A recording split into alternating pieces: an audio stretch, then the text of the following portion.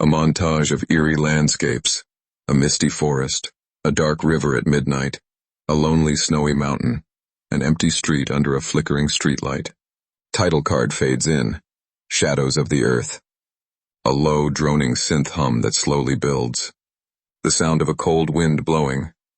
No matter where we come from, we are all afraid of the dark. Every culture on Earth has its monsters. Stories told around campfires to keep children close, and warnings whispered by elders to keep the curious away. Tonight, we are traveling the globe to uncover 4 of the most chilling legends in existence. From the riverbanks of Mexico to the streets of Japan. Turn off the lights. Let's begin. Footage of a slow-moving river at night. Mist rising off the water. A silhouette of a woman in a white dress standing in the distance. The sound of running water.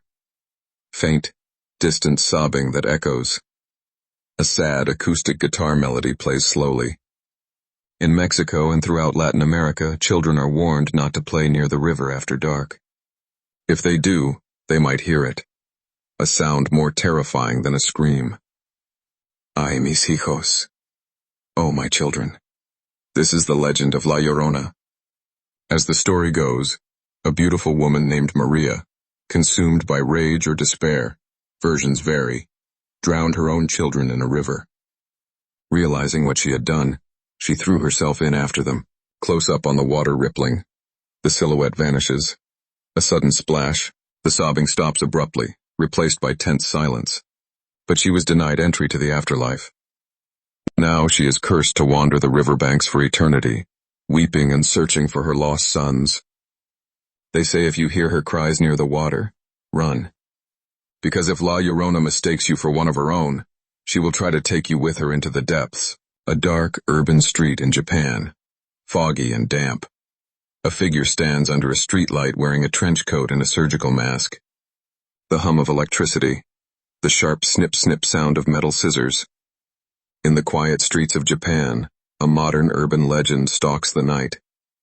She is known as Kuchisake Onna, or the slit-mouthed woman. Legend says she appears as a woman wearing a surgical mask, a common sight in Japan. She will approach you when you are alone and ask a simple question. Am I pretty?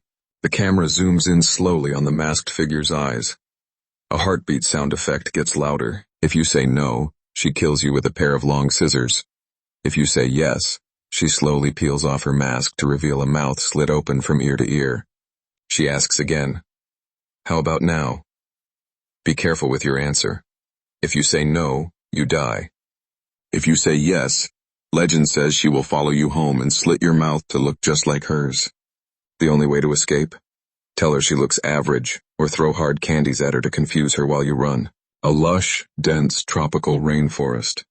Banana trees swaying in the wind. The full moon peeking through the canopy. The loud chirping of crickets and jungle insects. Suddenly the sound of a baby crying, then changing into a high-pitched cackle. Deep in the folklore of Malaysia and Indonesia lies a creature born of tragedy. She is the Pontianak, said to be the spirit of a woman who died during childbirth. The Pontianak is a vengeful entity.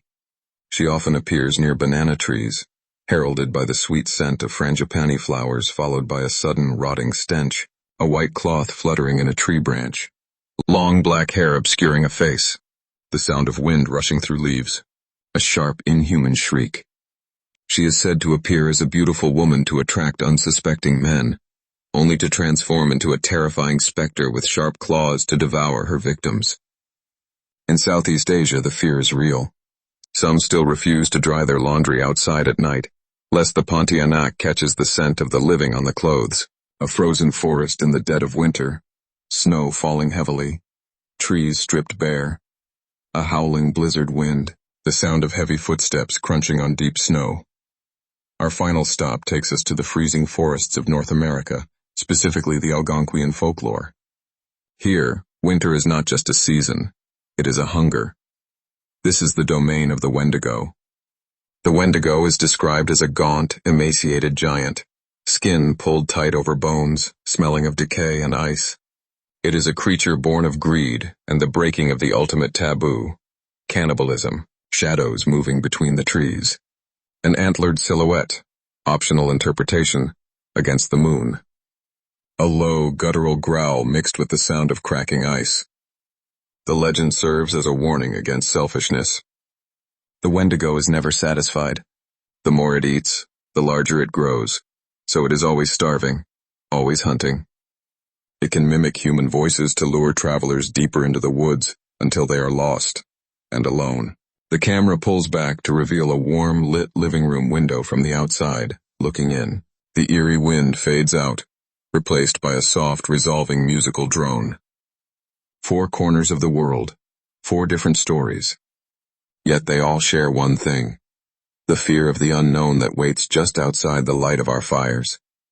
So tonight, when you hear a strange sound in your backyard, or the wind howls a little too loudly, just remember, it's probably just the wind. Probably. Screen fades to black. Text appears. Sweet dreams. A final single heavy drum beat. Silence.